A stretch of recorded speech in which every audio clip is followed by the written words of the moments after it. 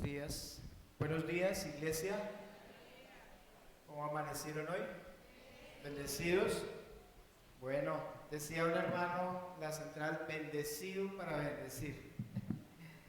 Siempre me acuerdo de él que decía esas palabras. Y es verdad, cuando uno está bendecido, también puede bendecir a otros, ¿verdad? Un saludito para cada uno de ustedes, un abrazo. Deseamos que el Señor siga trabajando en nuestros corazones, que el Señor nos ayude a crecer espiritualmente y que Él nos lleve cada día de fe en fe y de victoria en victoria. Son nuestro deseo, que el Señor siga obrando. Bien, hermanos, quiero compartir la palabra y quiero invitarlo a que vaya conmigo a la Biblia. Los adolescentes se quedan acá. Ya supieron qué decía el papelito. Evangelio según San Mateo, capítulo 7. Vamos a estar leyendo el versículo 13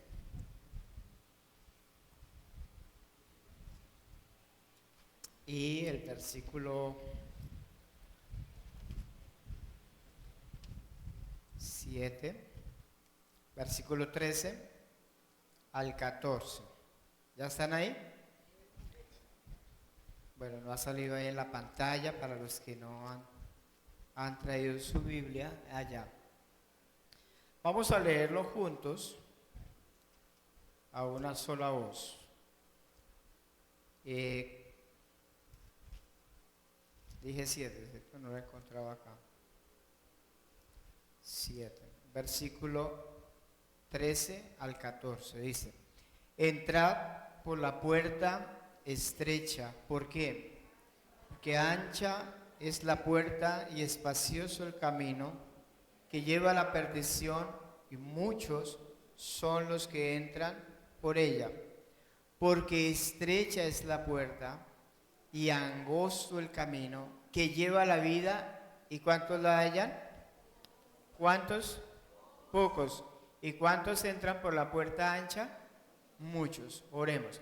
Señor Padre, colocamos esta palabra en tus manos, pidiendo que tu Santo Espíritu hoy nos enseñe.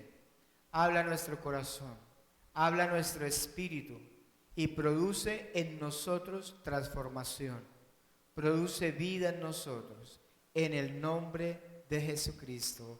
Amén. Hace 15 días estuve compartiendo acerca del tema entrar por la puerta estrecha. Hoy voy a hablar algo parecido, pero es un complemento. Y he titulado La importancia de entrar por la puerta estrecha. La importancia, es parecido. La primera fue entrar, pero ahorita vamos a ver la importancia, el por qué nosotros debemos entrar por la puerta estrecha. Dice que muchos entran por la puerta ancha, ¿cierto? O sea que no es fácil entrar, no es difícil encontrarla. Pero la puerta estrecha sí es difícil. Y dice que pocos son los que la hallan.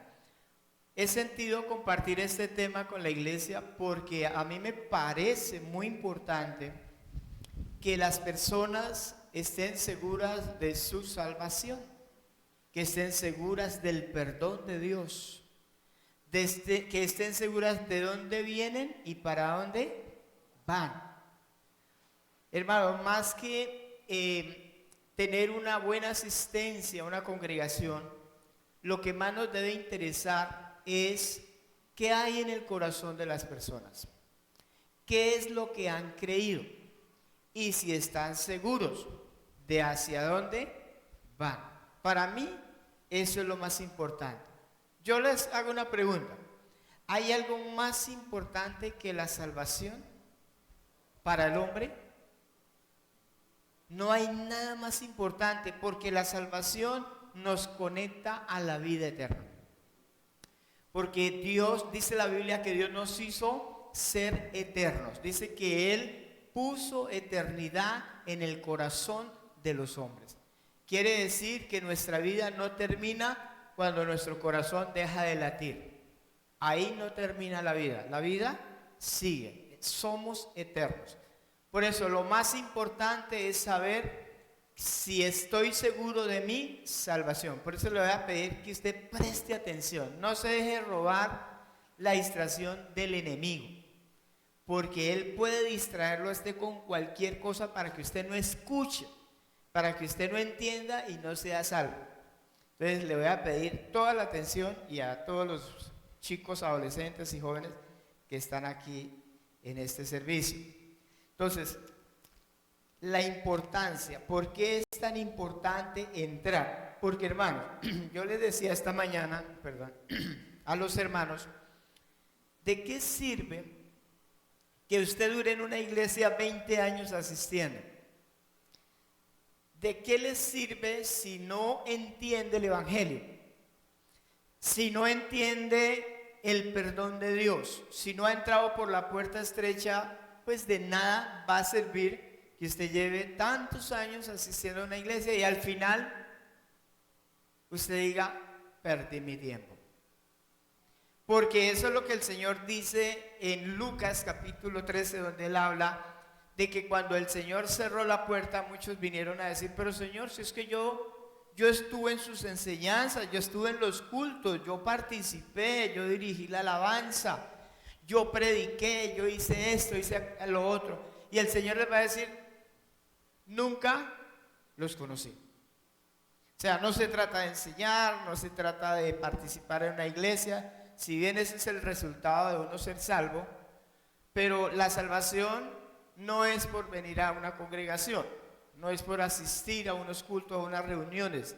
Sí se debe hacer, pero la salvación no es por eso. Y muchos van a decir, pero Señor, y esto y lo otro, pero ¿cómo así? ¿Cómo así que usted me dejó por fuera de la iglesia? ¿Cómo así que usted me dejó por fuera de la salvación? Y el Señor va a decir, nunca los conocí. No sé quiénes son ustedes. Y a mí me preocupa eso. Que a nosotros nos vaya a pasar eso. Ojalá que a ninguno de nosotros nos vaya a pasar eso. Es necesario entrar por la puerta estrecha. Dígale al que está al lado suyo. Es necesario entrar por la puerta estrecha. ¿Sabe que Jesús dijo que el que no entra por la puerta es un ladrón y salteador? Quiere decir que el que no entra por el diseño de Dios, por donde Dios ha diseñado la salvación, esa persona es un ladrón que se roba el propósito de Dios. Se lo está robando, se está salteando el proceso, se salta el proceso de Dios. Para ser salvo hay un proceso y hay que entrar por la puerta estrecha. ¿Por qué? Porque cuando usted entra por una puerta, usted va a encontrar cosas allí. Cuando entramos por esa puerta que se llama Jesús, vamos a encontrar el propósito de Dios para cada uno de nosotros. Por eso no hay que saltar ese punto, ese proceso, la entrada, Jesucristo. Jesucristo es la puerta. Entonces vamos a ver qué encontramos allí cuando entramos por la puerta. En primer lugar, se entra a través de la fe. La Biblia dice, cree en el Señor Jesucristo y será ¿qué? Salvo tú y tu casa. O sea, ¿qué nos promete Dios? ¿Qué nos garantiza Dios? Que si creemos en el Señor Jesucristo, vamos a ser salvos. Pero no solamente usted, la familia también va a llegar. Amén. Nuestros hijos van a llegar. Hay una promesa, hay algo que Dios nos ha dado, nos ha garantizado. Pero cree en el Señor Jesucristo. ¿Qué es creer en Jesucristo? ¿Qué es eso de creer? ¿Y por qué creer en Jesucristo? ¿Cómo así? ¿Qué entienden ustedes? ¿Será que saben algo de la historia de Jesús? ¿Cómo es eso? ¿Qué es creer?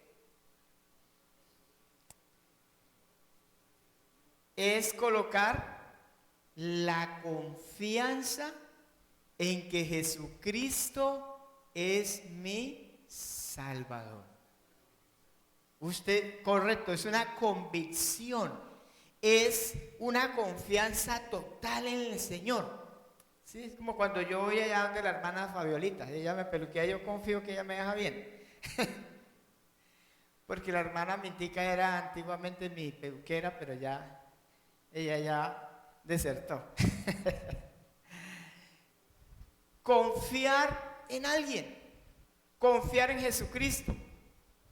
A través de la fe, confiar que Él es el Hijo de Dios y que solo en Él hay salvación, solo en Él. Cuando yo creo en Jesucristo, estoy entrando por esa puerta estrecha, la puerta de salvación. Entonces, ¿qué vamos a encontrar allí? El diseño de Dios para nosotros. Cuando entramos por esa puerta, lo primero que vamos a encontrar en Jesús es la cruz de Cristo. Pregunta, ¿cuántos ya vinieron a la cruz de Cristo? ¿Qué encontraron allí ustedes en la cruz de Cristo? ¿Qué encontraron? Gozo, paz, amor. ¿Qué más encontraron? Perdón. ¿Cómo? Vida. ¿Pero por qué? ¿Qué fue lo que pasó en esa cruz? ¿Usted sabe qué fue lo que pasó en esa cruz? Que el problema de su pecado y de mi pecado fue arreglado en una cruz. Nosotros teníamos una deuda pendiente con Dios. Y esa deuda, ¿a dónde nos enviaba? Una deuda impagable. ¿A dónde nos enviaba? A una eternidad sin Cristo, a un tormento eterno. Eso era lo que producía nuestro pecado. Pero ¿sabe qué hizo Dios? Arregló ese problema suyo y mío, lo arregló en una cruz. Cuando nosotros vamos a la cruz de Cristo y vemos lo que pasó en esa cruz, lo que pasó fue que Dios tomó mi pecado y lo puso allí y canceló la consecuencia de mi pecado. Hay muchas personas que no han ido a la cruz de Cristo, pero están dentro de la iglesia, pero no han entendido lo que pasó en esa cruz, porque no han entendido el peso de su pecado. Porque no han entendido que el pecado los llevaba a un infierno eterno. No lo han entendido. Viven tranquilos. No han entendido ese problema, esa necesidad de ser perdonados. Cuando nosotros sentimos el peso del pecado y entramos a través de Jesús, vemos la cruz de Cristo. ¡Ay, ahí quedó arreglado mi pecado! Es más, cuando ya siendo creyentes, nosotros cometemos un pecado, por ejemplo, una mentira. Si yo digo una mentira, ¿eso me manda al infierno? ¿Sí o no? Sí. ¿Por qué? Porque la paga del pecado es muerte. Pero nosotros lo tomamos livianamente. ¿Sí? Livianamente, una mentirita. Eso Dios no toma en cuenta eso. No, quiero decirle que todo pecado nos manda al infierno. ¿Qué quiere decir eso? Un lugar de tormento por los siglos de los siglos de los siglos. ¿Sabe qué quiere decir eso? Que las personas que han partido sin Cristo están en una eternidad de fuego eterno. ¿Y qué esperanza hay para ellos? Ninguna, porque la paga del pecado es muerte. Si yo digo una mentira, así sea pastor, esa mentira me lleva al infierno. Pero ¿qué pasó? ¿Qué pasó en la cruz? Él arregló mi problema. Quiere decir que si yo como creyente cometo un pecado, ¿a dónde debo ir? A la cruz de Cristo. ¿Para qué? Para mirar que ahí quedó solucionado el problema de mi pecado. Y entonces yo puedo tener paz y tranquilidad. Porque esa mentira no me va a enviar al infierno, porque ya Dios arregló el problema de mi pecado. Lo que pasó en la cruz fue algo grandioso, hermano. Fue algo maravilloso, algo precioso, sublime, admirable.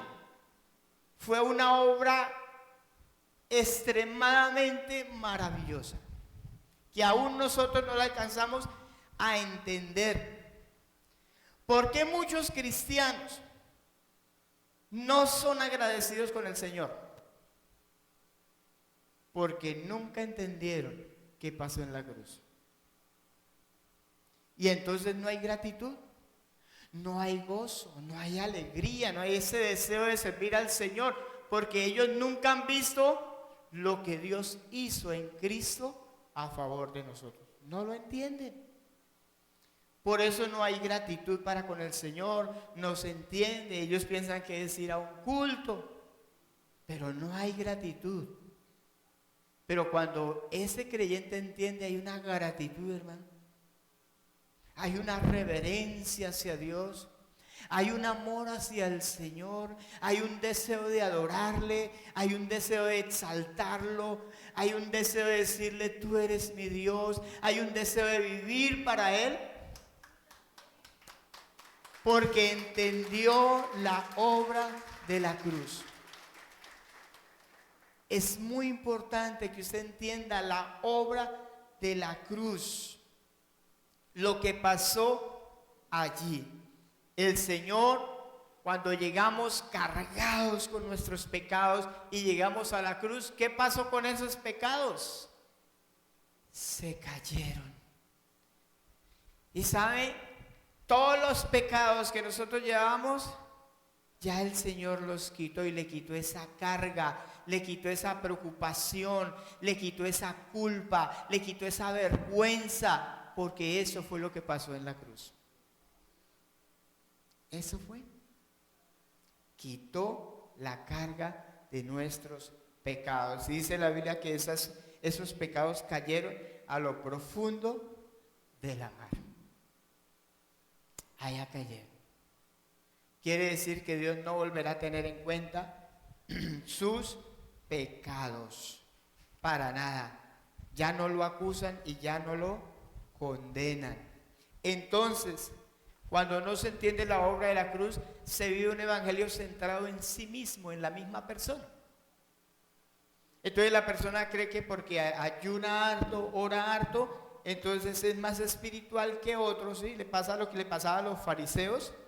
Los fariseos dicen, no, nosotros no nos juntamos con ustedes, no nos toquen, allá ustedes. Pero eran más pecadores que los mismos pecadores. Porque ellos nunca entendieron la obra de Cristo.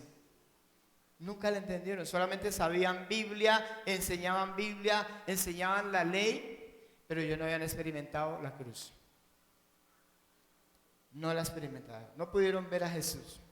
No pudieron entender quién era Cristo. Jamás. Entonces se vuelven orgullosos y se creen mejores que otros. ¿Por qué? Porque no han entendido esa obra preciosa de Cristo. Entonces nos podemos volver orgullosos, ¿sí? Súper espirituales y toda esta clase de cosas, porque no hemos entendido la obra de la cruz. Pero cuando la entiendo, mi corazón se rinde ante el Señor. Eso es algo que va a pasar. Eso es algo que va a pasar en su corazón, sin que nadie se lo diga, porque ha entendido usted la obra preciosa de Cristo en aquel madero de la cruz.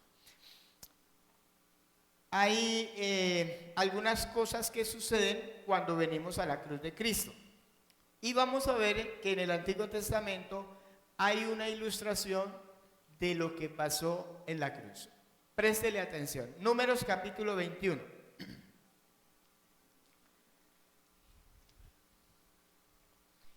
Números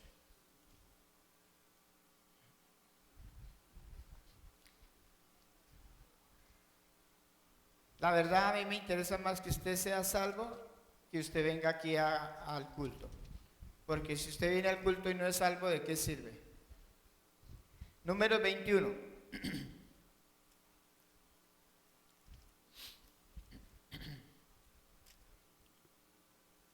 Vamos a leer el versículo 4.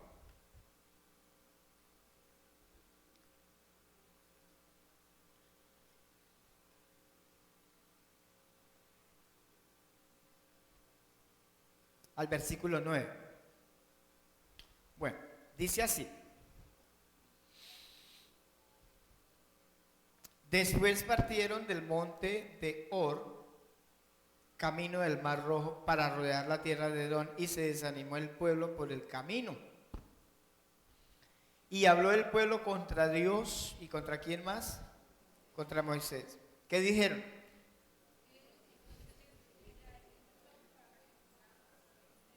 ¿Qué le estaban diciendo a Dios? Usted nos trajo para matarnos. ¿A quién le estaban diciendo eso? A Dios. Y luego dice, pues no hay pan ni agua y nuestra alma tiene fastidio de este pan tan liviano, o sea, el maná que Dios les daba todos los días. Estaban cansados de comer pescado todos los días. Y Jehová envió entre el pueblo.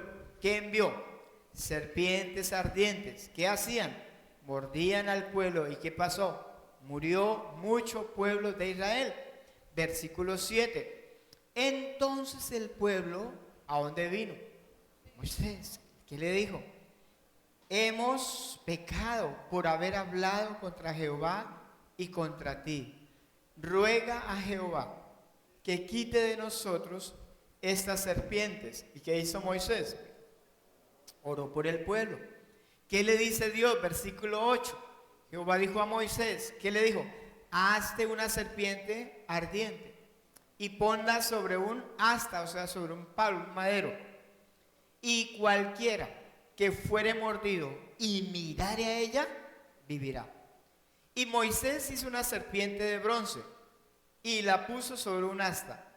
Y cuando alguna serpiente mordía a alguno, miraba a la serpiente de bronce y ¿qué? Vivía. Miren lo que Dios, cómo Dios nos ilustró lo que pasó en la cruz. Llega el pueblo, se desanima y cuando se desanima, ¿qué hace una persona cuando se desanima? Reniega, ¿cierto? Y empieza a renegar el pueblo.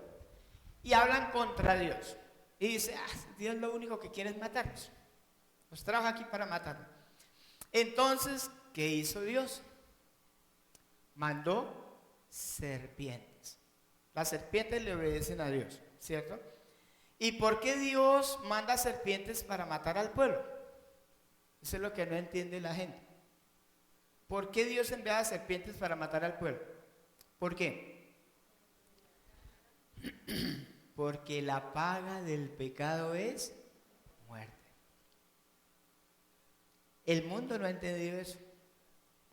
A veces ni nosotros. Pero la paga del pecado es muerte. Pregunta, ¿Dios pasa por alto el pecado? Dios no pasa por alto el pecado. Dios el pecado lo juzga. Y no lo va a pasar por alto a ninguno de nosotros. No lo pasa por alto. Entonces, ¿qué hace Dios? Envía muerte. La gente se comienza a morir. ¿Y quién se quiere morir? A ver, ¿quién se quiere morir hoy? Ninguno, que Dios nos guarde. Pero por más que estemos ahí como enfermos, ahí, que nadie nos queremos morir. Pero como la gente se estaba muriendo, ¿qué hizo? Vino de Moisés, ore por nosotros, vaya, pídale a Dios, porque ellos no eran capaces de pedirle a Dios, sino que tenían que usar un intermediario. Entonces Moisés oró, ¿y qué le dice Dios que haga? Bueno, hágase una serpiente de bronce, colócala sobre un palo, y cuando alguien fuere mordido, como se va a morir, porque es muerte segura, entonces mire a la serpiente. Entonces, ¿por qué fue levantada sobre un palo? Para que todos la pudieran ver. Entonces fue levantado y donde estuviera esa persona que le hubiera mordido la serpiente, miraba, ¡pum!, se sanaba. Qué milagro, ¿cierto? Qué cosa tan maravillosa. Se sanaba, inmediatamente vivía. Con solo mirar. Entonces, lo que estaba matando al pueblo de Israel, Dios dijo, póngalo sobre un palo. ¿Sabe que una serpiente nos mordió en el huerto del Edén? Una serpiente en el huerto del Edén mordió al hombre y nos inyectó veneno y nos mató, nos separó de Dios. Entonces, ¿qué hizo Dios? Como lo que nos estaba matando era el pecado, ¿qué hizo Dios? Levantó a Cristo sobre un madero para que Él llevara el pecado de nosotros. El pecado lo puso sobre un madero para que cuando nosotros que estamos muertos miremos a Jesús, tengamos vida. Eso es el plan de Dios. Lo que nos mata a todos. Aún a los chicos adolescentes que ya entienden qué es pecado, ellos deben ver a Jesús para tener vida. Los adolescentes deben ver a Jesús. Por eso Jesús fue levantado sobre un madero, para que todos lo pudieran ver. Dice que así como Moisés levantó la serpiente en el desierto, era necesario que el Hijo del Hombre fuera levantado para que todo aquel que cree en Él no se pierda, sino que tenga vida eterna. Pregunta, ¿usted ya vino a la cruz de Cristo? ¿Pudo ver que su pecado quedó solucionado en esa cruz? ¿Ya usted lo vio? ¿Se puede regocijar de eso, alegrar de eso? Porque ya no tiene cuentas pendientes con Dios, por cuanto su problema quedó arreglado. Porque Dios no pasa por alto el pecado, pero lo solucionó allí en el madero de la cruz. Entonces es importante venir a la cruz de Cristo. Dígale al que está al lado suyo, es importante que vengas a la cruz de Cristo. Entonces el pecado ya no tiene poder sobre nosotros para destruirnos. A los que hemos creído, el pecado ya no puede hacer nada contra nosotros. ¿Por qué? Ya no nos puede destruir. A los que hemos creído. ¿Por qué? ¿Por qué? Porque hemos visto a Cristo y hemos vivido. ¿Usted ya miró a Cristo? ¿Miró a Jesús? No es hacer cosas de cristiano. No. Usted puede cantar, usted puede venir al servicio, usted puede ofrendar, usted puede hacer muchas cosas. No es hacer cosas de cristiano, ese es el resultado. Pero no es hacer cosas de cristiano, es venir a la cruz de Cristo. Por ejemplo, hay personas que van ante un hombre a confesarle sus pecados, ¿cierto?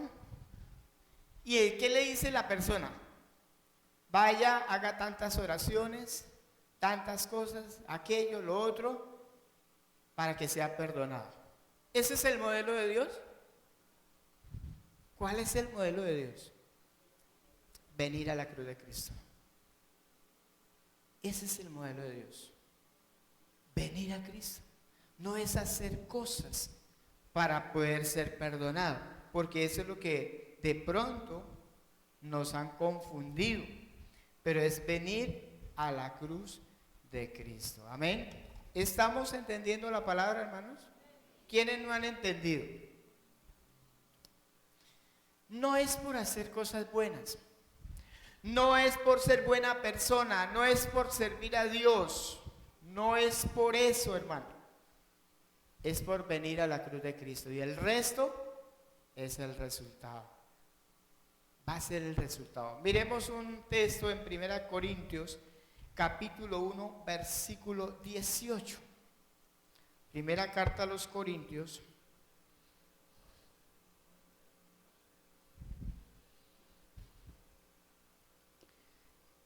capítulo 1,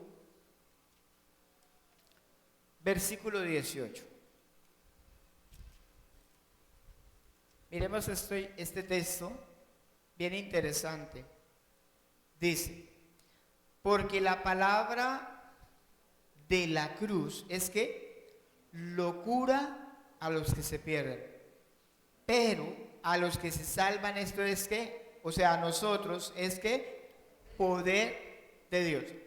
Mire, cuando los apóstoles empezaron a predicar a Cristo crucificado, la gente decía, esta gente está loca, están locos. ¿Cómo así que un tipo que murió en una cruz va a traer salvación eterna?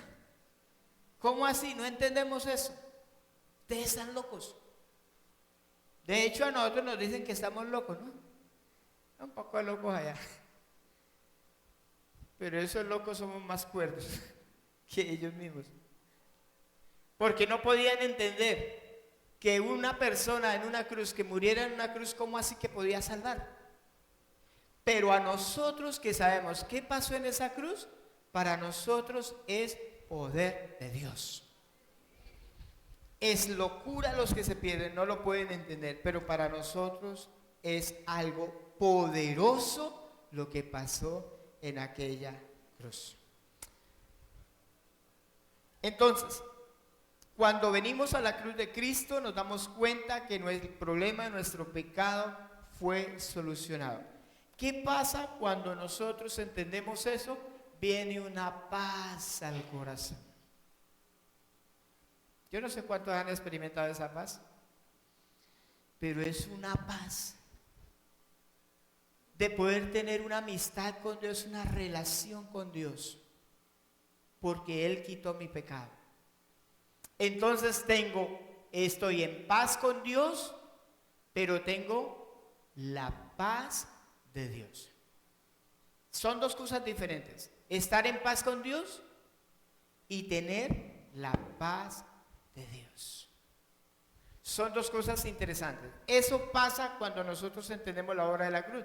Pero hay algo que Dios nos promete cuando venimos a la cruz de Cristo. Primero, que todos nuestros pecados son perdonados. ¿Cuántos? Todos los pecados. Vamos a mirar en Colosenses capítulo 2, versículo 13. Colosenses capítulo 2, versículo 13. Dice, el cual nos ha librado. ¿De qué? De la potestad, el poder de las tinieblas. ¿De qué nos ha librado Dios? Del poder de las tinieblas. Mire, les voy a decir algo. Yo no entiendo por qué una parte de la iglesia, hablando de la iglesia en general, se la pasa luchando con el diablo. Yo no sé, yo no entiendo eso. Y nombran más al diablo que a Dios. Y a veces en las predicaciones se nombra más al diablo que a Dios. Cuando la Biblia dice que Él nos libró ¿de qué? De la potestad. No dice que nos va a librar, dice nos libró. ¿Cuánto puede hacer el diablo con usted? Nada. Ni conmigo, no puede hacer nada. Porque Él nos ha librado de ese poder. Del poder de las tinieblas. Bueno, hay muchas cosas que tratar ahí. Algún día vamos a hablar de esa parte. Pero lo que quiero decir es que cuando hemos venido a la cruz de Cristo, hemos sido librados de la potestad de las tinieblas. Mire, hermano, la verdad, yo quiero que entendamos eso como iglesia, porque si lo entendemos vamos a ser verdaderamente libres. Vamos a experimentar la libertad. no es algo que se da por emociones, sino que se da verdaderamente porque la palabra llega al espíritu. ¿Qué es más importante, que la palabra llegue al espíritu o que la palabra mueva nuestras emociones? Que la palabra llegue al espíritu. Porque si llega al espíritu transforma mi vida, pero si la palabra llega a las emociones, solamente me mueve un ratico. Entonces por eso necesitamos que nos estén motivando y motivando y motivando y dándole ahí duro a las emociones para mantenerlo alentadito y fogoso, porque si no, se apaga. La idea es que la palabra pueda llegar a nuestro espíritu y transformar nuestra vida totalmente. Nos ha librado de la potestad de las tinieblas y trasladado al reino de su amado. Bueno, estoy leyendo donde no es. Es 2.13, ¿cierto? ¿Yo dije 2.13? Sí, y ustedes no dijeron nada, ¿verdad? Están poniendo harto cuidado. Colosenses 2.13. Y yo estaba leyendo 1.13, ¿por qué no dijeron nada? Versículo 13. Y a vosotros, estando ¿qué? Muertos en pecados y en la incircuncisión de vuestra carne, os dio vida juntamente con el que, perdonando todos los pecados. ¿Cuántos pecados nos perdonó Dios? Yo creo lo que dice la Biblia. Los pasados, los presentes y los futuros.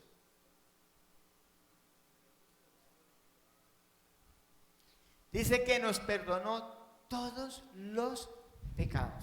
Lo que hicimos en el pasado, borró. Lo que hacemos en el presente, nos va limpiando. Y lo que vamos a hacer en el futuro, ya está la provisión. Ya está.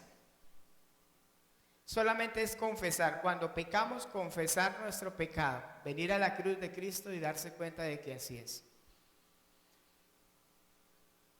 Yo voy a poner un ejemplo. Si usted tiene una deuda en el banco y usted la paga, le dan un paz y salvo.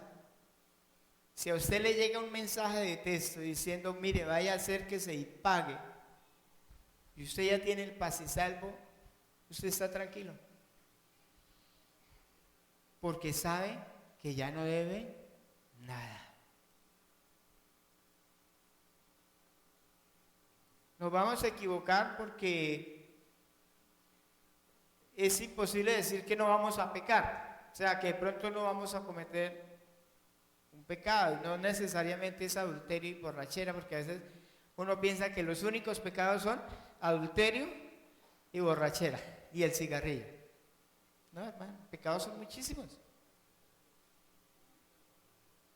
Pero aún esos pecados ya está la provisión para esos pecados que vamos a cometer.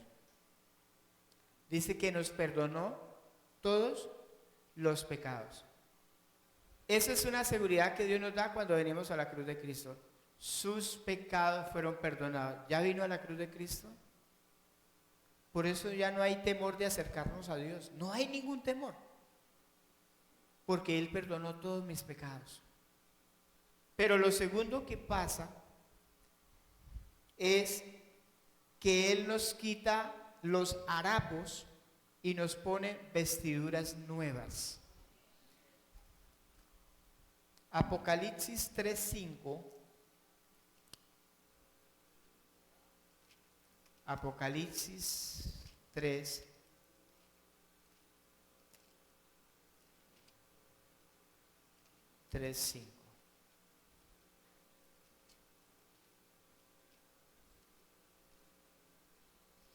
Dice, dalo conmigo. El que venciere será que vestido de vestiduras blancas, y no borraré su nombre del libro de la vida, y confesaré su nombre, aleluya, delante de mi Padre y delante de sus ángeles. Uy, qué precioso. Miren esto, cuando venimos a la cruz de Cristo, además de que perdona todos nuestros pecados, nos quita los harapos esa ropa sucia y nos pone vestiduras limpias y blancas. ¿Ustedes han visto un habitante de calle? ¿Han visto la ropa que ellos usan? ¿Eso huele a algo bueno? Difícilmente uno se le puede acercar a una persona así, ¿cierto? Siendo sinceros.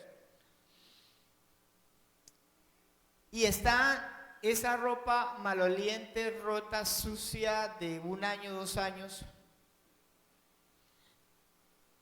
¿Y sabe, quiere que le diga algo? Así estábamos nosotros. Tal cual, así. Cuando venimos a la cruz de Cristo, Él nos lava, nos limpia, pero nos quita esa ropa, esos harapos, y nos coloca unas vestiduras blancas. Por eso dice el que venciere. Ese versículo ahí dice que venciere, está hablando a las personas que realmente han creído en el Señor. No que asisten a culto, que han creído en el Señor. Quiere decir que usted tiene unas vestiduras blancas. Yo lo veo a usted así, pero ¿sabe cómo lo ve Dios? Dios lo ve con vestiduras blancas, y a mí también. ¿Y sabe qué significa esas vestiduras? Pureza, limpieza, santidad. ¿Y sabe para qué le coloca esas vestiduras? ¿Para qué nos la coloca Dios? Para que no nos contaminemos con la inmundicia, para protegernos, para santificarnos. El que sea santo, santifíquese todavía. Cuando usted está bien vestido, usted procura ensuciarse o no ensuciarse. Cuando estamos vestidos de esas vestiduras blancas, ¿sabe cómo es nuestro vivir? Mire, así, alejadito del pecado. Alejadito, no nos contaminamos, porque tenemos vestiduras blancas y no queremos contaminarnos. Para eso Dios nos vistió. Vestiduras de salvación, vestiduras de justicia. Y ahora tenemos una nueva vestidura. Y andamos con el Señor en vestiduras blancas. Y dice ahí el versículo, el 5, y no borraré su nombre del libro de la vida. Mire, nosotros hacíamos lo contrario. Nosotros llevamos a una persona a Cristo y le decíamos, repita conmigo: Señor Jesús, perdóname, inscribe mi nombre en el libro de la vida. Y pensábamos que era que Dios, en el momento que creíamos en el Señor, colocaba nuestro nombre allá. No, no es así. Es que toda persona que nace, escuche esto, toda persona que nace inscrita en el libro de la vida. Toda persona. ¿Por qué? Porque Dios es un Dios de salvación. Porque la salvación es para todos. No es como algunos dicen que Dios dice uno es salvo, otro no. Eso es una herejía. Eso lo enseñan los calvinistas. ¿Calvinistas es? ¿Sí? Creo que son los calvinistas los que enseñan eso. Que Dios designó quién es salvo y quién no es salvo. No. Toda persona que nace inscrita. Pero ¿a quién borra Dios? Aquel que no cree en la obra de Cristo. Dice, y no borraré. ¿Por qué dice no borraré? Porque ya está escrito. Ya está escrito. Entonces Dios no lo borra. Dios no apunta nombres, Dios borra nombres. No borraré su nombre del libro de la vida, y confesaré su nombre delante de mi Padre. Ay, qué precioso, maravilloso. No borraré, y voy a confesar: Él me pertenece. Miguel es de los míos, va a decir el Señor, delante de Dios, delante del Padre, delante de sus ángeles. Pero aquel que no ha creído en el Señor no va a confesar su nombre y borrará su nombre del libro de la vida. Y cuando pregunte, entonces la persona va a decir, ¿qué pasó? El Señor va a decir, no lo conozco. Y por último, nos sella con el Espíritu Santo. Nos pone un sello. Efesios 1:13 y terminamos con este versículo. Efesios 1:13.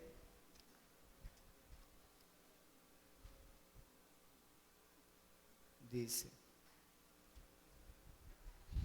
en él también vosotros, habiendo oído la palabra de verdad, el evangelio de vuestra salvación, y habiendo ¿qué?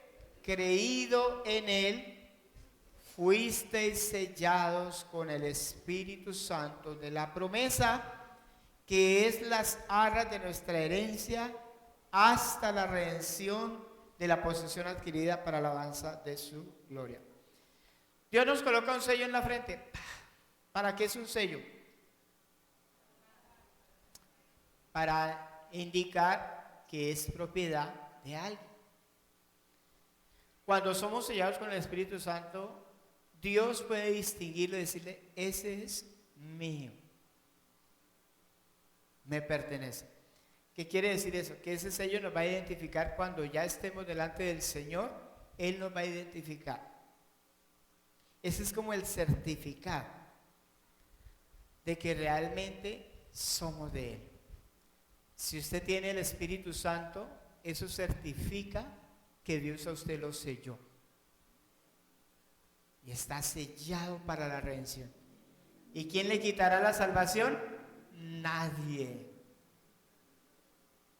Los arminianos dicen que la salvación se pierde. Pero viendo todo esto que hemos visto hoy, es imposible creer que la salvación se pierda. Lo que pasa es que nunca la tuvo. Estuvo en una iglesia, cantó, fue pastor, enseñó, pero nunca tuvo el sello del Espíritu Santo. Y por eso a mí me interesa más, hermano, que nosotros conozcamos la verdad de Dios, que pronto hacer un show, ¿sí? Mire, aquí hay personas, aquí hay personas, han habido personas en esta iglesia que se han ido porque dicen, no sentimos la presencia de Dios. Yo le hago una pregunta, ¿dónde habita Dios? Si él no siente la presencia de Dios, significa que él no tiene a Dios. Y que cuando viene a un culto, el culto está centrado en él, porque él quiere sentir cosas. Y no está centrado en Dios, sino que está centrado en él. Está bien despistado. Yo le digo, bueno, vaya, usted sienta a Dios. Hágalo. No se trata de retener personas, sino que las personas entiendan el propósito de Dios. Ya la vida. Sí, yo asistí a esa iglesia. Pero no entienden, no han entendido el mensaje de Dios. ¿Qué deseamos? Que usted pueda entender el mensaje de Dios. Amén. Recuerde esto, venir a la cruz de Cristo nos da perdón para todos los pecados. ¿Qué más? Vestiduras blancas, o sea, santidad, para vivir en santidad. Y tercero, el sello del Espíritu Santo. Que el Espíritu Santo podemos vivir en comunión con Él y Él nos va a guiar ¿a dónde? Hacia Cristo, a ser como Cristo. Quiero invitarlo a que oremos. Si usted no ha venido a Cristo, a la cruz de Cristo, hoy puede hacerlo. Hoy puede venir a la cruz de Cristo. Hoy es el tiempo de salvación. Hoy es el día aceptable. Es tiempo de salvación. No deje pasar esta oportunidad.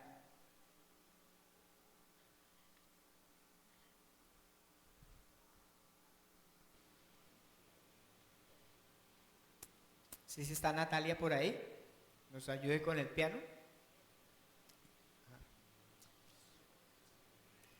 Te invito a que estés sobre sus pies y hagamos una oración. Hable con el Señor. El Señor, tal vez yo no he entendido, no había entendido qué es venir a la cruz de Cristo y qué es tener esos privilegios de ser perdonado, de ser vestido y de tener el sello del Espíritu Santo. Pero hoy deseo tener. Señor, gracias Dios por tu palabra. Gracias Señor porque tú estás interesado en nuestra salvación. Tú sabes cuántas personas aquí esta mañana, Señor, no han podido ver lo que pasó en aquella cruz. No lo han podido entender. Y no han podido creer en esa obra maravillosa de Cristo Jesús. Señor, abre nuestros ojos. Pídale al Señor que abra sus ojos. Señor, ayúdame a entender. Ayúdame. Es la única manera que puedo vivir una vida de gratitud, una vida de amor, una vida de santidad y de consagración. Cuando puedo entender esta verdad. Señor, ayúdanos. Te necesitamos, Señor.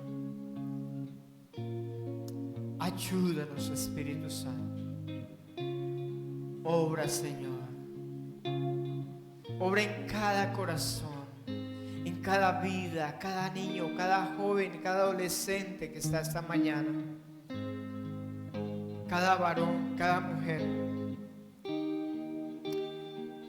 Espíritu de Dios, obra, Señor. Que podamos entender las riquezas de su gracia y empezar a admirar lo que tú eres. Empezar a admirar tu grandeza, tu sabiduría. Qué maravillosa sabiduría, Señor, la que tienes tú. Qué precioso, Señor. Cuán hermoso eres. Gracias por la cruz. Gracias por la cruz, oh Dios. El precio que pagaste por mí. Gracias, Señor.